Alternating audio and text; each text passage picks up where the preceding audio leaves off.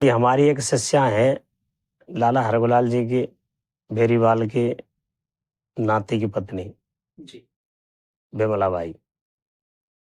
हमने उनका नाम रखा बिहारिन दासी। हुँ।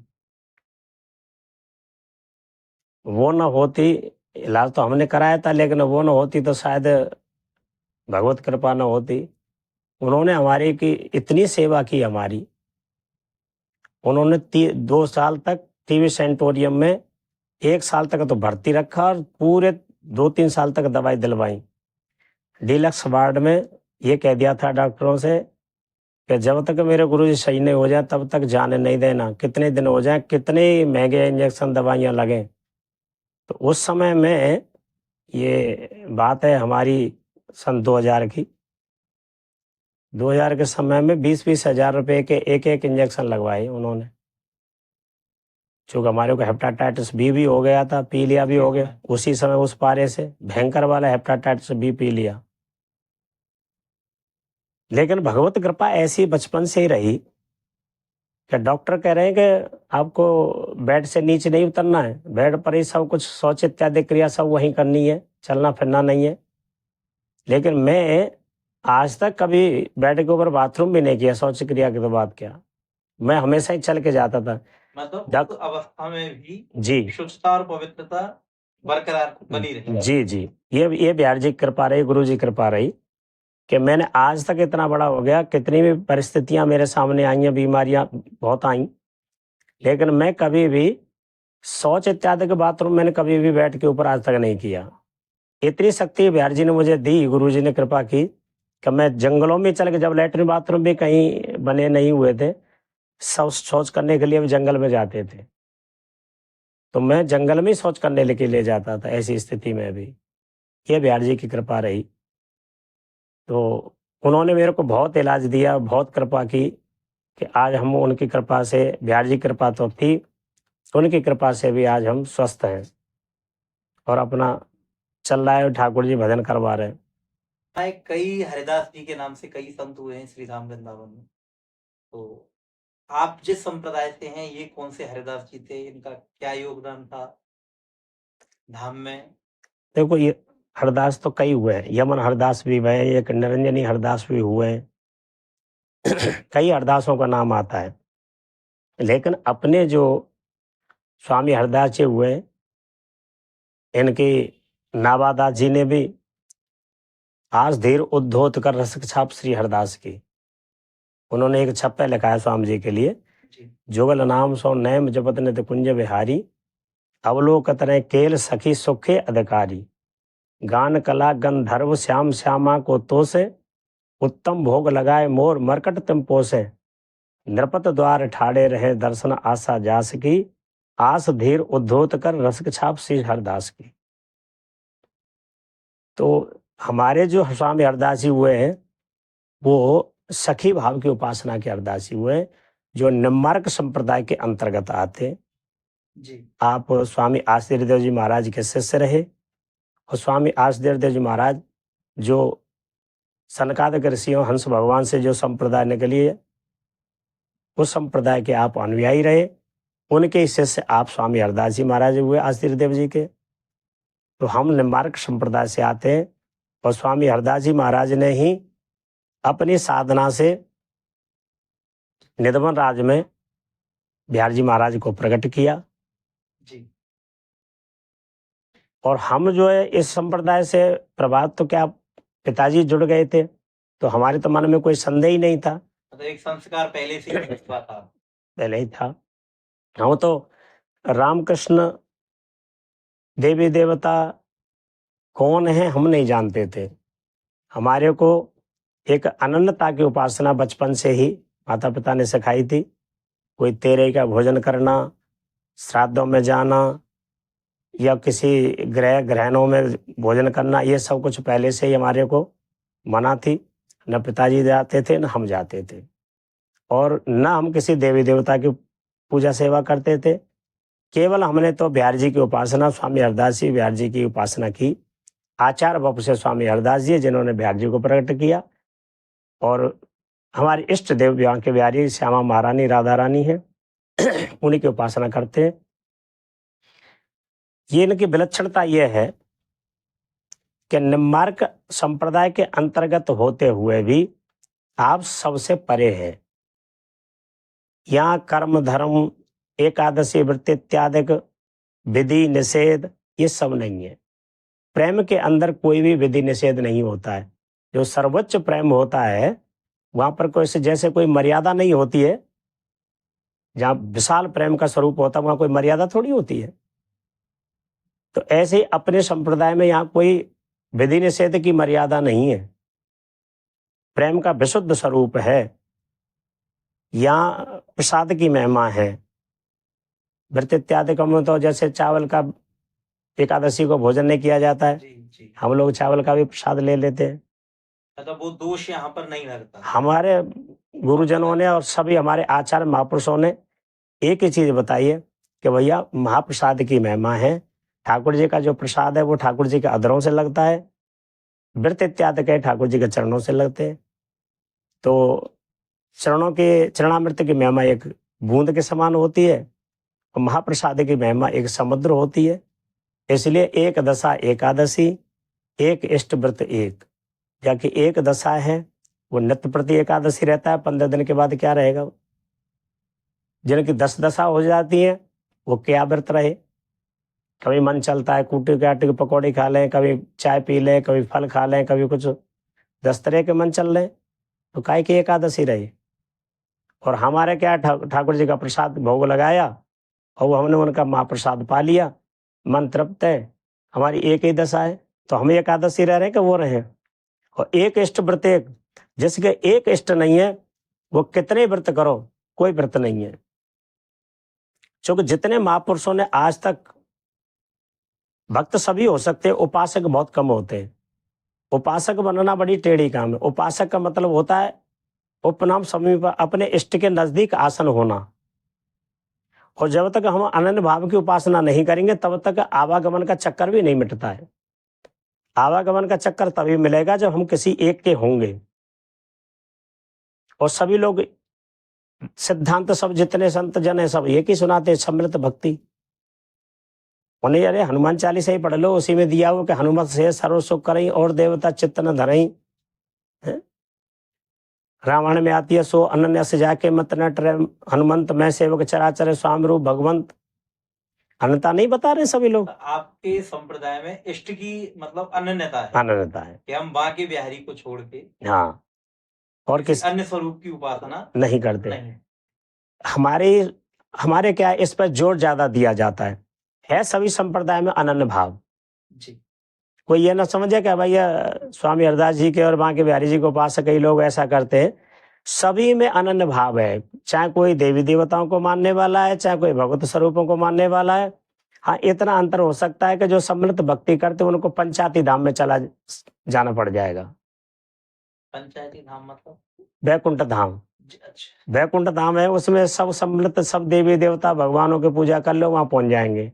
लेकिन चाहे के साकेतम पहुंच जाए, कि द्वारका में पहुंच जाए, कि गोलोक में पहुंच जाए, सो नहीं आ सकते उसमें। उसमें तो एक की ही उपासना करेंगे तो ही प्रवेश मिलता है।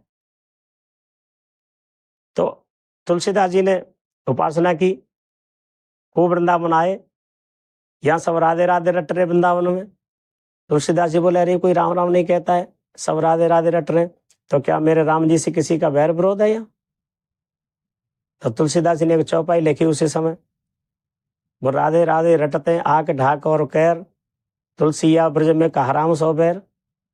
या ब्रज वृंदावन में क्या राम जी से बैर है, कोई राम राम नहीं कटता है, सब राधे राधे रट रहे। तो वो चलने लगे यहाँ से कि भाई जब मेरे इष्ट का कोई नाम ही नहीं लेता तो फिर मैं क्यों रुकूं यहाँ। वो चलने लगे तो ठाकुर जी प्रकट हो गए बंसी मुकुट धारण करके। तो फिर चौपाई लिखी कि का कहूं छब आज की भले बने रघुनाथ, और तुलसी मस्तक जब नवे जो धनुष बांध लो हाथ। हे प्रभु, मैं आज की छवि का वर्णन नहीं कर सकता हूं, आप इतने सुंदर बने आज, ऐसा रूप मैंने आज तक ना देखे हो। पर मेरा सिर तो जब ही नवेगा आपके चरणों में जब धनुष बांध लो हाथ। तो ये अनन्य भाव नहीं है, इष्ट की अनन्यता, इष्ट के प्रति अनन्य भाव नहीं है। क्या गीता जी में अनन्य भाव नहीं दिया हुआ है? 9वें अध्याय में अनन्यता भरी पड़ी है। लास्ट में तो निर्णय कर दिया सर्वधर्मन्य प्रत्यज्य मामेकम शरणम ब्रज। हेमता सर पापे भे मोसा मा सुचा, मन मना भव मद भक्तो जी मानवस करूं। सारे धर्मों को छोड़ मन से मुझे भजने वाला हो जा, मेरा ही भक्त हो जा, मेरे को नमस्कार करना, किसी दूसरे को नमस्कार मत करना। हम सबके चरणों में जा करके ऐसा भाव मान लेते हैं कि हाँ सब में एक ही प्रभु तो विराज रहे। अरे प्रभु तो सभी विराज रहे, हर सेवत की सवै भली नाने अनैसी, पर जो सेवे जे भाव प्रीत करिए हर तैसी। जिस भाव से जो भक्त सेवन करता है उसी भाव से ठाकुर जी प्रेम करते हैं। हमारा कैसा भाव है वैसे ही हमारे भगवत ऋषिदेव जी महाराज ने तो एक लीक खींच दी कि जब तब संयम नैमृत जोग जग आचार, और भगवत भक्त अनन्य बिन जीव भ्रमत संसार। जप करो तप करो जो करो आचार करो विचार करो, सब कुछ करके देख लो, लेकिन जब तक अनन्य भक्ति नहीं करेंगे तब तक आप संसार के आवागमन से बच ही नहीं सकते। बार बार आना पड़ेगा, बार बार शरीर छोड़ना पड़ेगा। ये क्लेश तभी मिटता है जब आनंद भाव के पास। अरे एक स्त्री का धर्म ही कितना सूक्ष्म होता है कि अपने पति को छोड़ के दूसरों से थोड़े ही प्रेम करने में, भाव विचारने में ही धर्म गिर जाता है। उत्तम के असमसमनमाई सुपने आन पुरुष जगनाई। उत्तम को लेके पतिव्रता स्त्री कौन है? सुपने आन पुरुष जगनाई। तो भक्त के लिए नहीं होगा ऐसा? क्या नहीं दे सकते प्रभु? मैं राम भक्त हूं तो राम जी मुझे क्या नहीं दे सकते? सब कुछ दे सकते। फिर दूसरी जगह अब सिर झुकाने की और याचना करने की जरूरत क्या है? जाको दास काइए ताई की करे आस। हम जिसके दास हैं उसी की आशा रखो। तो उपासना तो यही कहती है। अब यूं फिर सब कुछ संसार में सब कुछ है, क्योंकि आजकल तो संत महात्मा भी कोई एक देशीय सिद्धांत नहीं बताते हैं कि भक्ति की ये एक देशीय सिद्धांत है, क्योंकि उनको पता है कि भाई हम एक देशीय सिद्धांत कहेंगे तो हमसे जुड़ेगा कौन, और तो बस पैसा ही पैसा, चेला बनेंगे तो पैसे आएंगे। जैसे महाराज जी अब श्रीधाम वृंदावन ठाकुर जी से जुड़ा हुआ है, भगवान कृष्ण की लीलाओं से जुड़ा हुआ है, तो उनसे संबंधित बहुत सारे संप्रदाय यहाँ हम देखते हैं सुनते हैं। जैसे श्री राधा वल्लभ जी वाला संप्रदाय है और भी संत हुए हैं। तो सूक्ष्म में एक ही है या इनमें कहीं कुछ भिन्नता है? नहीं, बिल्कुल भिन्नता है जी। उपासना की भिन्नता है। उनकी कैसे भाव की लीला है। अब ठाकुर जी तो एक ही है भगवान श्री कृष्ण, लेकिन उनको कोई शांत भाव से देख रहा है, कोई उनको दास्य भाव से देख रहा है, कोई उनको वात्सल्य भाव से देख रहा है, कोई सखा भाव से देख रहा है, कोई श्रृंगार भाव से देख रहा है, कोई मधुरम रस में देख रहा है भगवान एक। और इतने प्रकार के भक्त हैं उनके। तो जिस भाव से भक्त उनको मान रहा है उसी भाव से उनको वो पुष्ट कर रहे हैं। अब किसी व्यक्ति की महान पहुंच हो, संतों का रसकों का संग मिल गया हो, तो इतने बड़े स्वरूप से जुड़ जाए, तो वो वृंदावन की कृपा। वृंदावन में तो वृंदावन रस भूमि पेड़ पेड़ पर भेद, ये वृंदावन की भूमि है, इसमें पग पर भेद होता है। भूमि सब एक ही है, लेकिन यहाँ अब हम बोरवेल लगाते तो खारी पानी, वहां लगाते तो थोड़ा मीठा पानी, वहां लगाते तो थोड़ा कड़वा पानी। भूमि एक होते भी भेद है कि नहीं है? इसी प्रकार से ठाकुर जी तो सब एक ही है, लेकिन उनमें उपासनाओं का भेद है, लीलाओं की तारतम्यता है। किस भगवान की कैसी लीला? एक लीला पुरुषोत्तम, एक मर्यादा पुरुषोत्तम है। कोई शाखा भाव की वो करते तो अब इनमें भेद क्या होता है? जैसे वात्सल भाव है तो हम वात्सल भाव से ठाकुर जी को मानेंगे, तो वो वात्सल भाव की एक जो सीमा होती है वो तो वहीं तक का कुछ प्राप्त होगा, उससे आगे नहीं मिल सकता।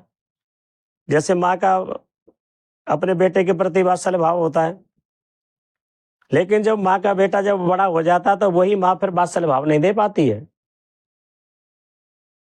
ऐसे ही एक सीमा होती है इनके सबकी। सख्य की मित्रता जहां तक होती है वहां तक सीमा होती है, कांता भाव की एक सीमा होती है वहां तक सीमा होती है। लेकिन ये स्वामी हरदास जी महाराज का तो प्रेम समुद्र रूप रस गहरे कैसे लागे घाट। अब घाट किसको कहते हैं? घाट उसको कहते हैं इस किनारे से दूसरा किनारा हो उसको घाट कहते हैं। जैसे वात्सल भाव है, माँ जसोदा मैया अपने लाला को अंक में लेकर के खूब लाड़ प्यार कर रही है, खूब माखन मिश्री खिला रही है, दुलार कर रही है। लेकिन कोई सखा यदि गाय चराते हुए जाता दिखाई दे जाता है तो माँ का लाड़ दुलार करना लाला को बिल्कुल अच्छा ना लगा। वो ये सोचे कि माँ मुझे कब छोड़ दे और कब मैं इन सखाओं के साथ खेलने के लिए चला जाऊं। तो माँ का वो वात्सल्य भाव सख्य भाव के सामने छोटा हो गया, इसको ही घाट कहते हैं। और सखाओं के साथ खूब गिल्ली डंडा खेल रहे हैं ठाकुर जी, लेकिन कोई गोपी यदि माखन मिश्री बेचने के लिए जाती हुई दिखाई दे जाती है तो सखाओं से भी सुबल इत्यादि से छदम कर देते हैं। ठाकुर जी कहते हैं, अरे भैया मनसुखा, मेरी तो श्यामा गौ खो गई, तुम चलो अपनी गाय लेकर के, मैं अभी उसको ढूंढ के लेके आता हूँ। और इस बहाने से सखाओं को विदा कर देते और गोपियों से मिलने चले जाते। तो सखाओं का भी गोपी भाव के सामने, श्रृंगार रस के सामने सख्य भाव भी छोटा हो गया, इसको कहते हैं घाट। लेकिन स्वामी हरदास जी महाराज कह रहे हैं कि प्रेम समुद्र रूप रस गहरे, यहाँ जहां प्रेम का समुद्र और रूप रस की गहराई है उसमें कैसे लागे घाट, उसमें कोई कैसे घाट लगा सकता है। तो स्वामी जी का जो धर्म है वो प्रेम का समुद्र है, इसमें कोई घाट नहीं है। यहाँ एक ही भाव है, न यहाँ वात्सल्य भाव है, न यहाँ सख्य भाव है, न कोई गोपी भाव है, यहाँ तो केवल सखी भाव है, इसलिए सबसे विलक्षण है। इसलिए हमने इनको इसको चूजा कि भाई यही नित्य है और तो सब नैमित्तिक है। जब धर्म की हानि होती है, अधर्म का नाश करने के लिए, धर्म की स्थापना करने के लिए जितने अवतार हैं सबको किसी न किसी कारण से आना पड़ता है। लेकिन बांके बिहारी जी के ऊपर कोई जिम्मेदारी नहीं है धर्म की स्थापना करना, अधर्म का नाश करने की कोई नहीं है। मेरे नित्य किशोर अजन्मा, बेहरत एक प्राण दो तनमा, कुंज कुटी कीड़त खिन खिनमा, और संतत बास बसत बन घनमा। मेरे तो नित्य किशोर अजन्मा है और जन्म मरण से परे है। व्यर्थ एक प्राण दो तनमा, एक प्राण है दो तन से ऐनिस बिहार परायण है, एक निमिष मात्र के लिए भी उनका बिहार बंद नहीं होता है। बिहारी जी का जो स्वरूप है महाराज जी, जी ये संयुक्त स्वरूप माना जाता है, जी। ऐसा मैंने सुना है। तो इस विषय में क्या मतलब विचार है? बिहार जी का जब प्रकट किए थे स्वामी हरदास जी महाराज ने अपने पियालाल को, तो निधवन जी में स्वामी हरदास जी महाराज दैनिक भज साधना करते। तो एक लता, जहाँ बांके बिहारी जी का प्राकट स्थल आज वर्तमान में, यहाँ पर एक लता थी, उन लता के नीचे जाके स्वामी हरदास जी महाराज प्रणाम करते थे। और उनके शिष्य स्वामी विठल बलदेव जी महाराज रोज उनको देखते थे कि मेरे गुरुदेव ये सभी निधवन समान होते हुए भी एक लता के नीचे ही क्यों ये प्रणाम करते। एक दिन उन्होंने प्रश्न किया कि गुरुदेव आप सभी लता समान हैं तो फिर एक लता के नीचे क्यों आप प्रणाम करते हैं। तो स्वामी जी ने कहा, बोले बेटा इस मर्म को हम तेरे को अकेले नहीं बताएंगे, वृंदावन के सभी रसिक महापुरुषों को एकत्रित करो तब हम मर्म बताएंगे। तो सभी महापुरुषों को एकत्रित किया और स्वामी विठल बलदेव जी ने तब प्रश्न किया। तो स्वामी जी ने कहा, बोल बेटा विठल विपुल देख इस लता की तरफ देख। तो उन्होंने दृष्टि डाली तो क्या दिखाई दे रहा है, तो एक दिव्य मणमाणिक हीरा पंटा पुखराज से जटित एक महल है। बोल ठीक है, तो हमारी आज्ञा इसमें प्रवेश कर जा। स्वामी विठल बलदेव जी महाराज उस महल में प्रवेश कर गए। वहां देखे तो स्वामी जी का करुआ, जो करुआ जी ऊपर रखते थे वही करुआ महल के भीतर है। तो विपुल देव जी के संशय हो गया कि क्या स्वामी हरदास जी महाराज नित्य प्रति से महल में प्रवेश करते हैं, वही करुआ यहाँ है, वही करुआ उनके पास वहां है। तो उनके तो दो रूप किए सेवत सखी, उनके तो दो रूप है। आचार्य बापू से हम लोगों को धर्म का दुरावाहन करते हैं, हमको समझाते हैं कि ये उपासना ऐसे है, और सखी स्वरूप से प्रियालाल की सेवा में नित्य तत्पर है नित्य। तो मन में संदेह आए, इतने में ठाकुर जी प्रियालाल दोनों बोले, अरे विपुल देव जी महाराज हम प्रकट होना चाहते हैं, क्योंकि सभी संप्रदायगत अपने आप को नित्य नित्य कह रहे हैं और नित्य तो हमें हैं और ये सब नित्य नित्य कहते हैं, इसलिए वो नित्य धर्म को प्रकट करना है। तो ठीक है, तो जैसे विपुल देव जी महाराज बोले बैठो, आप बैठे तो दोनों कंधों पे, एक पे प्रिया जी एक पे लाल जी बैठ गए और दोनों को लेकर के बाहर प्रकट हुए और उनको नीचे उतार दिया। उसी समय स्वामी हरदास जी महाराज ने सभी रसिकों के मध्य में एक पद बोला कि मायरी सहजोरी प्रकट वही जो रंग की गौर श्याम घन दामनी जैसे। माई का अर्थ होता है सखी। अरे सखियो देखो, ये मेरी जोरी सहज से प्रकट हुई, सहज शब्द बिना किसी प्रयत्न के हो उसको सहज कहते हैं। कैसे सहज से जोरी मेरी प्रकट हो गई, जो रंग की गौर श्याम घन दामिनी, जैसे एक गौर वर्ण है एक श्याम वर्ण है। गौर वर्ण श्री प्रिया जी, श्याम वर्ण श्री ठाकुर जी, दोनों प्रकट हुए। बोलो उपमा क्या दे रहे, घन दामिनी, घन माने बादल, दामिनी माने बिजली। तो बिजली कैसी होती है, श्वेत रंग की, सफेद, और घन कैसे होते, सामले।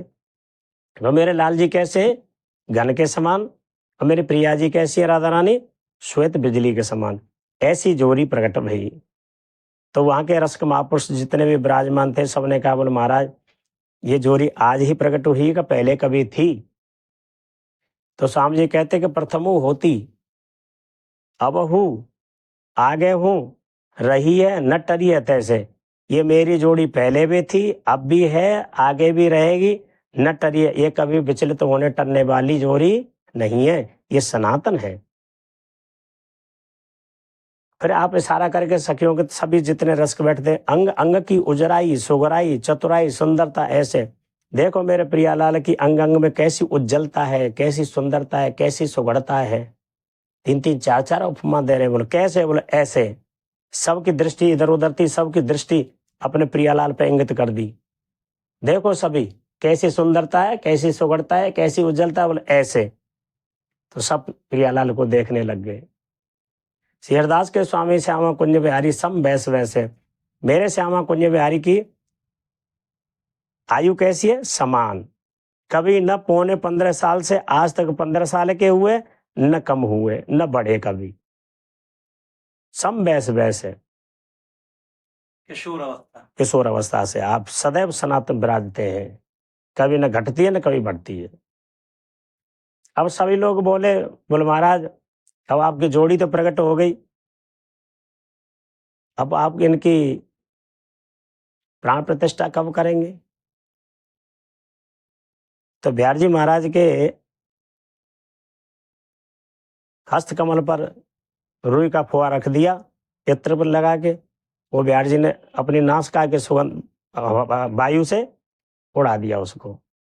नहीं बोला तुम ऐसा मत समझो कि प्रतिष्ठा होगी, मेरे प्रतिष्ठित ही है, इनकी प्रतिष्ठा करने की जरूरत नहीं है कि इन्हें प्राण डाले जाए तब प्रतिष्ठा, ये प्रतिष्ठित ही है। तो इससे भी नहीं लगा तो फिर स्वामी जी महाराज ने दूसरा पद लिखा कि रुचि के प्रकाश परस्पर खेलन लागे। सभी रसकों की आज्ञा सुनकर के स्वामी हरदास जी महाराज के मन की बात को समझ के स्वामी जी से आज्ञा करी सबने, और स्वामी जी के मन की बात समझ करके प्रियालाल दोनों परस्पर खेलन लागे, एक दूसरे से बिहार करने लगे दोनों। उस बिहार में राग रागनी अलौकिक उपजत, अनंत प्रकार के राग रागनियां अलौकिक दिव्य, इनकी कोई गणना नहीं की जा सकती, ऐसे राग रागनी प्रकट हो गए।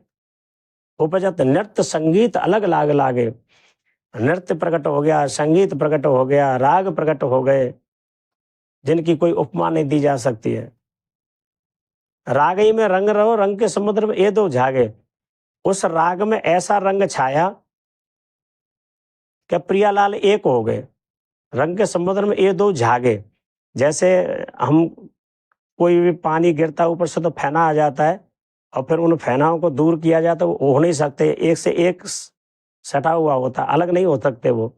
ऐसे मेरे प्रियालाल दोनों उस बिहार में ऐसे निमग्न हो गए कि अलग नहीं हो सकते। रागे में रंग रहो, रंग के समुद्र में ये दो झागे। श्रीहरदास के स्वामी श्यामा कुंज बिहारी पर रंग रहो, रसही में पागे। वो झागों को अलग किया जाए तो टूट तो सकते हैं, लेकिन अलग नहीं हो सकते। इस प्रकार से एक हो गए उस प्रेम के समुद्र में प्रियालाल।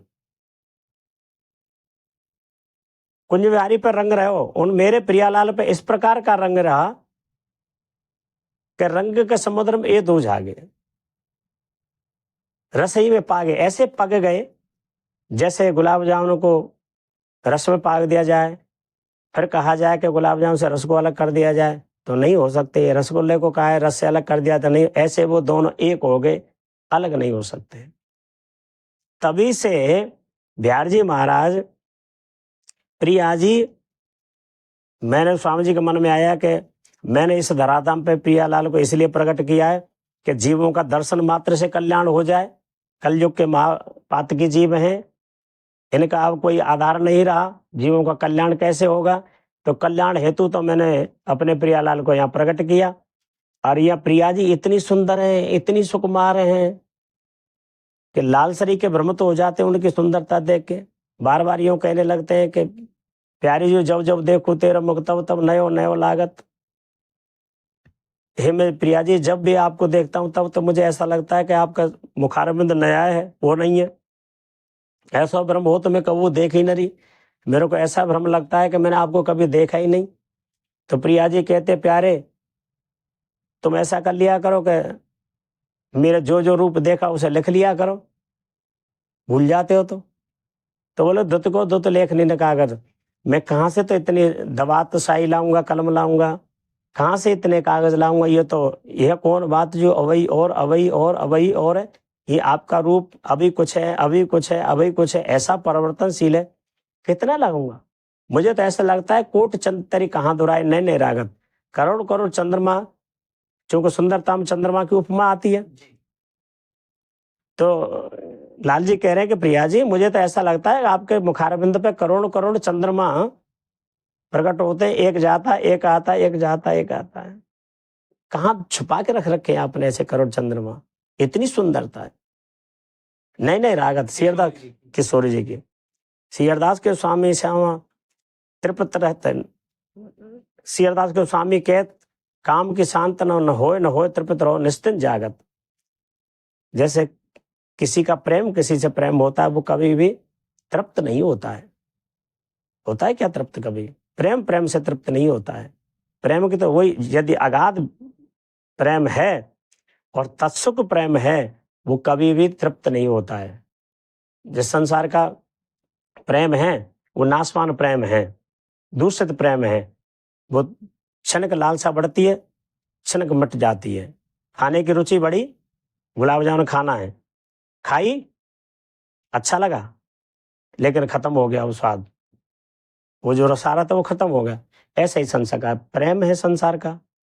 लेकिन यहाँ तो शांत न होए, यहाँ उस प्रेम की कभी तृप्ति नहीं होती है कि ये रस हमने बिलसा तो अब दूसरा रस हमने, यही या भान नहीं रहता कि ये रस को हमने बिलस लिया था।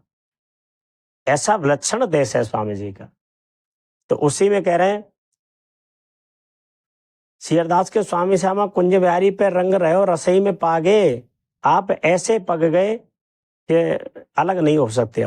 अब ऐसी स्थिति को देख करके स्वामी जी के मन में आया कहीं ऐसा न हो कि संसार के मायावी जीव मेरी किशोरी जी के रूप को देख करके कहीं बेकार उत्पन्न कर लें तो उनको और कहीं नरक जाना पड़े। मैंने सभी के कल्याणार्थ प्रकट किए, उनके मन में कहीं ऐसा जाए।